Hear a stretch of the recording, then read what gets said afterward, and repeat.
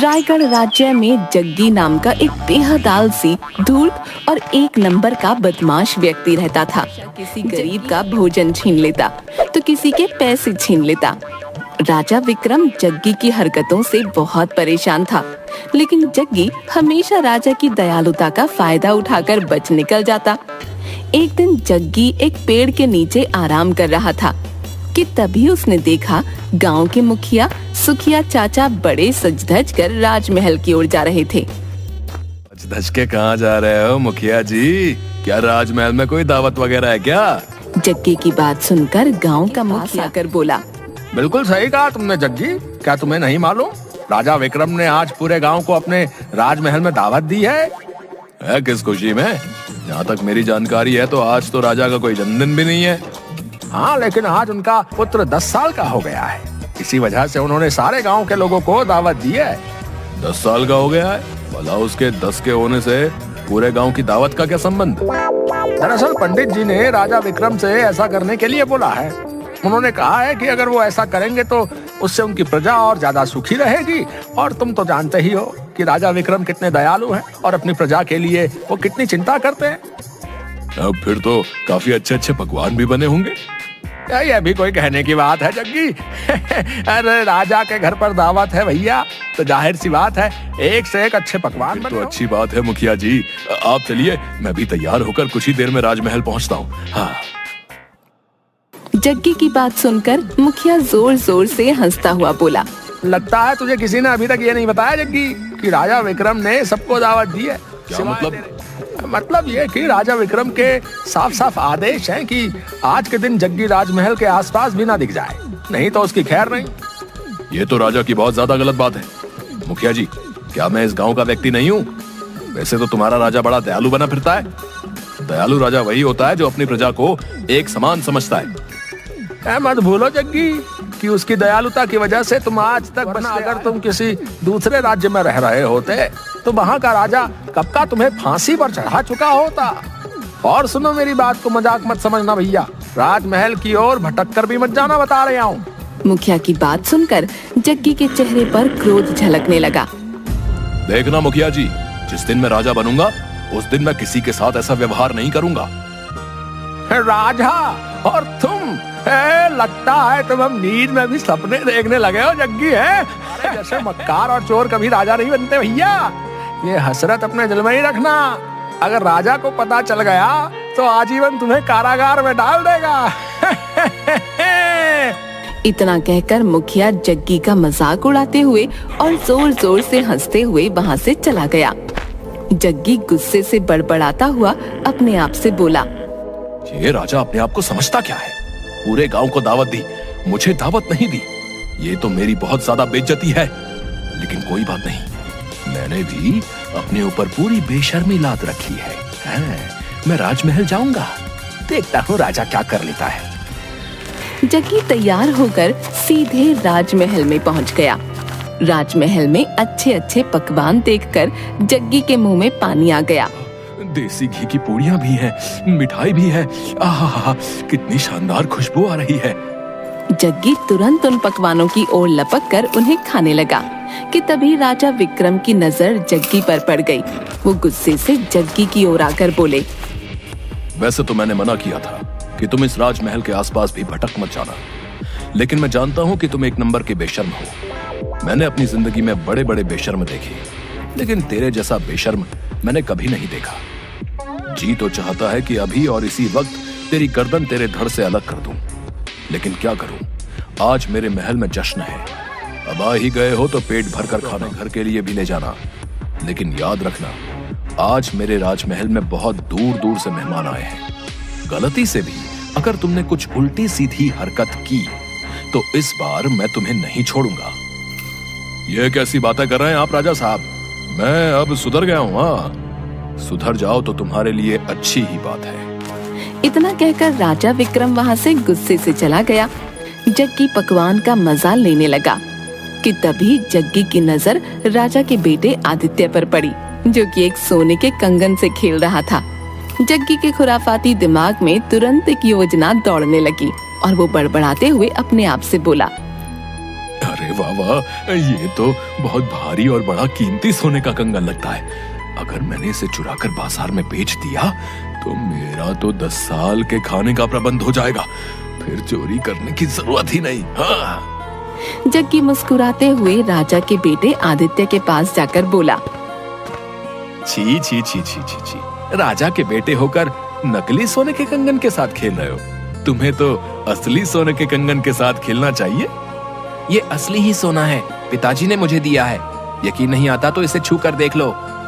लाओ दिखाओ तो मुझे। आदित्य ने वो कंगन जग्गी के हाथ में पकड़ा दिया। अरे नहीं नहीं राजकुमार, ये नकली है। इसमें तो सोने का पानी फिरा है। अगर तुम्हें यकीन ना आए तो तुम जाकर अपने पिताजी से पूछ लो। जग्गी की बात सुनकर भोला भाला राजकुमार सोच में पड़ गया। ठीक है, मैं पिताजी से पूछ कर आता हूँ। इतना कहकर राजकुमार वहाँ से दौड़ता हुआ चला गया और जग्गी इधर उधर देखकर वहाँ से खामोशी से निकल गया। राजकुमार को खाली हाथ देख राजा विक्रम ने राजकुमार से पूछा, तुम्हारे हाथ में शाही सोने का कंगन था, वो कहाँ है बेटा? राजकुमार ने सारी बात विक्रम को बता दी। राजकुमार की बात सुनते ही राजा विक्रम समझ गया कि ये सब जग्गी की ही करामात है। राजा विक्रम गुस्से से बोला, बस बहुत हो गया, आज तो इसने हद पार कर दी। राजकुमार को बेवकूफ बनाकर सोने का कंगन चुरा कर ले गया। सैनिकों को बुलाओ। कुछ ही देर में राजा के सैनिक सर झुकाए खड़े थे। जाओ, जाकर जग्गी को पकड़ कर लेकर आओ। मुझे किसी भी हाल में जग्गी चाहिए, जिंदा या मुर्दा। राजा का आदेश पाते ही सैनिक गांव की ओर दौड़ पड़े। इधर जग्गी एक पेड़ के पास उसी कंगन को निहारे जा रहा था कि तभी गांव का एक व्यक्ति वहां पर आकर जग्गी से बोला, अरे जग्गी, इस बार तो तुमने हद पारी कर दी भैया। राजा विक्रम ने तुम्हें जिंदा या मुर्दा पकड़ने का आदेश दिया, समझे? उस व्यक्ति की बात सुनकर जग्गी पूरी तरह से घबराकर बोला, ये कैसी बातें कर रहे हो भैया? राजा विक्रम तो बहुत ज्यादा दयालु हैं। मुझे लगा कि हर बार की तरह वो मुझे इस बार भी माफ कर देंगे। अबे पागल वागल हो गया क्या तू? तूने तो इस बार राजा के घर पर ही चोरी कर ली भैया। तेरी मौत तो इस बार पक्की है भैया, ठोक के बजा के। अब जो है ना, अब तुझे भगवान के अलावा और कोई नहीं बचा सकता भैया। मैं राजा के पैर पकड़कर माफी मांग लूंगा और ये कंगन उन्हें वापस कर दूंगा। अरे बेवकूफ है क्या? राजा इस वक्त बहुत ज्यादा गुस्से में है। अगर तू कंगन वापस लौटाने के इरादे से भी वहां चला गया ना, वो जो है तब भी तुझे जिंदा नहीं छोड़ेंगे। और तो और अगर तुझे किसी सैनिक ने देख लिया तो सैनिक ही तुझे जान से मार देंगे, समझ गया? तो अब मैं क्या करूं? मेरी सलाह मान तो तू इस राज्य से कुछ महीनों के लिए चला जा। इतना कहकर वो व्यक्ति चला गया। तभी अचानक जग्गी ने देखा कि 3 सैनिकों के घोड़े उसकी ओर दौड़े चले आ रहे थे। जग्गी घबराकर जंगल की ओर भागने लगा। जंगल के अंदर घुस गया। 3 सैनिकों में से एक सैनिक बोला, वो देखो, वो उस जंगल में गया है। चलो जंगल में जाकर उसे पकड़ते हैं। रहने दे, क्या तुझे नहीं मालूम उस जंगल में भूतों का साया है? ये वहां पर जिंदा तो गया है लेकिन कभी लौटेगा नहीं। समझ लो कि जग्गी ने उस जंगल में जाकर अपनी मौत को खुद चुन लिया है। चलो जाकर राजा को सब कुछ बता देते हैं। सैनिक वहां से चले गए। जग्गी घने जंगल में दौड़ा जा रहा था। तभी अचानक जग्गी एक पत्थर से टकरा गया और वो एक तालाब के अंदर गिर गया। इधर कुछ घंटों बाद अब राजमहल का माहौल सामान्य हो चुका था। राजा विक्रम अपने मेहमानों के साथ बातचीत करने में व्यस्त था कि तभी वहां पर एक अजीब घटना घटी। राजा विक्रम जैसा दिखा राजा विक्रम राजमहल में पहुंच गया और राजा विक्रम को देखकर गुस्से से चीखते हुए राजा विक्रम से बोला, कौन है तू बहरूपिये और मेरे मेहमानों के साथ तू यहाँ क्या कर रहा है? राजा विक्रम की बात सुनकर वहाँ मौजूद सभी लोग दूसरे राजा विक्रम को हैरत से देखने लगे। राजा विक्रम अपने सामने अपने हूबहू हम शक्ल को देखकर हैरत में पड़ गया। बहरूपिया मैं नहीं, बहरूपिया बल्कि तू है। क्या सबूत है कि तू राजा विक्रम है? तेरे पास क्या सबूत है कि तू राजा विक्रम है? वहाँ सभी लोग ये समझ नहीं पा रहे थे कि कौन असली है और कौन नकली। मैं ही असली राजा विक्रम हूँ। मैं यहाँ पर सुबह से अपने मेहमानों के स्वागत और सत्कार में लगा हूँ। अगर तू असली राजा है तो फिर दिखा वो शाही कंगन जिसे जग्गी झूठ बोलकर मेरे बेटे से चुरा कर ले गया था। मैंने सैनिकों को जग्गी को पकड़ने के लिए भेजा था। मगर सैनिकों ने मुझे बताया कि वो उस जंगल की ओर चला गया जहां से कोई वापस नहीं आता। इस सभा में सभी लोग जानते हैं कि राजा विक्रम कभी नहीं डरता। तेरे बेटे के सोने का शाही कंगन चोरी हो गया और तू यहाँ पर बैठकर मेहमानों के साथ गप्पे लड़ा रहा है, क्योंकि तू राजा विक्रम नहीं है। इतना बोलकर हमशक्ल विक्रम वो सोने का शाही कंगन निकालकर बोला, सुंदरनगर के वासियों, ये बहरूपिया झूठ बोल रहा है। देखो मेरे पास ये मेरे बेटे का सोने का शाही कंगन है। मैं इसे उस भयानक जंगल से जग्गी को मार कर लाया हूँ। मैं कुछ देर के लिए जंगल क्या गया, इस बहरूपिये ने आकर मेरी जगह ले ली। बस बहुत हो गया। अगर ऐसी बात है तो फिर हमारे और तुम्हारे बीच युद्ध होगा। जो जीतेगा वही असली विक्रम कहलाएगा। दूसरा राजा विक्रम भी राजा से आर पार करने के मूड में था। उसने तुरंत हाँ कर दी और दोनों के बीच कुछ ही देर में एक राजा विक्रम ने दूसरे राजा विक्रम को जख्मी करके जमीन पर धाराशायी कर दिया। तभी वहाँ पर एक काला धुआं फैल गया और उसमें से एक चुड़ैल निकलकर जख्मी विक्रम सिंह के सामने आकर खड़ी हो गई। मैंने तुमसे कहा था बेवकूफ कि तुम देखने में भले ही विक्रम जैसे लगोगे, लेकिन आत्मा तुम्हारी ही रहेगी। बेवकूफ, राजा विक्रम असली राजा है। उसके पास युद्ध लड़ने की कला है। और जहाँ तक तुम्हारा सवाल है, तुम तो लोगों से खाना भी चोरी करके खाते हो। तुम जख्मी हो चुके हो। राजा की तलवार तुम्हारे शरीर पर पड़ चुकी है, इसलिए अब तुम अपने असली रूप में आ जाओगे। अचानक जख्मी राजा विक्रम जग्गी की शक्ल में आ गया। राजा विक्रम हैरत से चुड़ैल से बोला, ये तो जग्गी है। ये सब क्या है?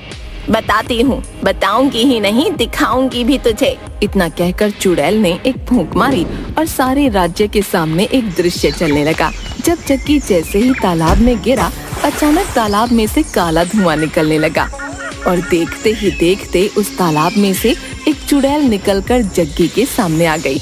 जग्गी तुरंत डरते हुए तालाब से बाहर निकलकर घबरा कर बोला, कौन हो तुम? एक चुड़ैल। मैं बरसों से यहाँ तालाब के अंदर कैद थी, मगर अब मैं आज पहले मैं इसी जंगल में घूमती फिर रही थी। मेरी वजह से एक साधु की तपस्या भंग हो गई थी। उसने मुझे श्राप दे दिया और मैं इस तालाब के अंदर कैद होकर रह गई। उस दिन के बाद जब भी कोई इस तालाब के नजदीक आता तो मैं उसे मार देती। क्या तुम मुझे भी मार डालोगी? नहीं, मुझे तुम्हारी वजह से ही आजादी मिली है। मैं उस साधु के सामने बहुत रोई। आखिरकार उसे मुझ पर तरस आ गया।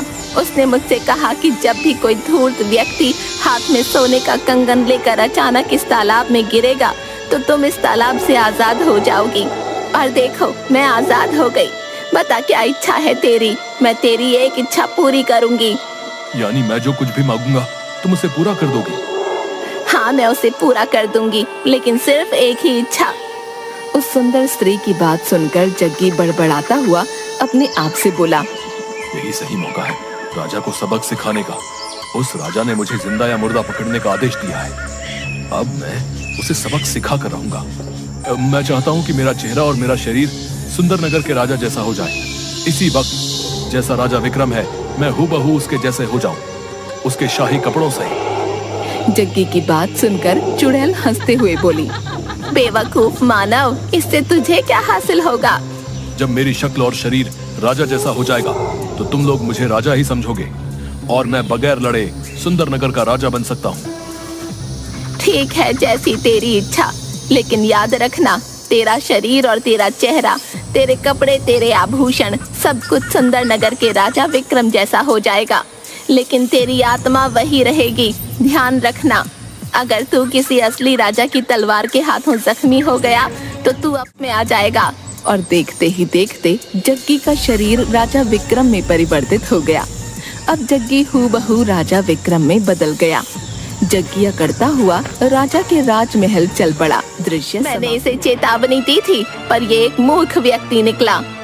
इतना बोलकर चुड़ैल गायब हो गई। राजा विक्रम ने गुस्से से सैनिकों से कहा, ले जाओ उसे और हमेशा के लिए जेल में डाल दो। उसके बाद जग्गी को माफी नहीं मिली। उसने पूरा जीवन जेल में ही व्यतीत किया।